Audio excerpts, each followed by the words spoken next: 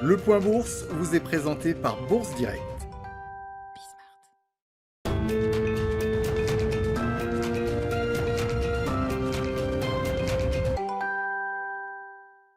Tendance dans le rouge ce matin sur le CAC 40 alors que l'indice parisien clôturait dans le vert hier soir. Dans le sillage des incertitudes politiques aux États-Unis, le second tour des élections sénatoriales en Géorgie se tient en effet ce mardi. Un scrutin décisif pour déterminer qui, des démocrates ou des républicains, aura le contrôle du Sénat. On attend aussi cet après-midi l'indice ISM manufacturier du mois de décembre aux États-Unis. Une tendance baissière qui s'explique aussi par l'annonce hier soir du Premier ministre britannique Boris Johnson.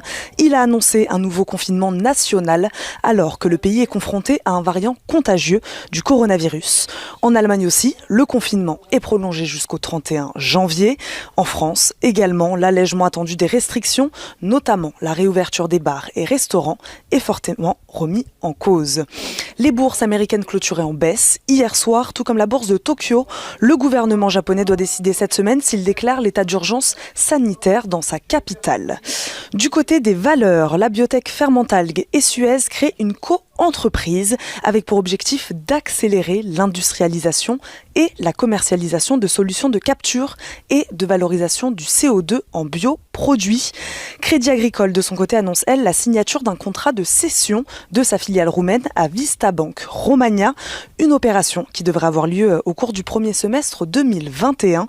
Crédit Agricole qui annonce également avoir investi 100 millions d'euros dans le fonds de soutien à la filière aéronautique, durement touchée par la crise sanitaire. Enfin, les cours du brut se stabilisent dans l'attente de la reprise des discussions au sein de l'OPEP+, sur le niveau de production de barils pour le mois de février. Il évolue ce matin au-dessus des $50.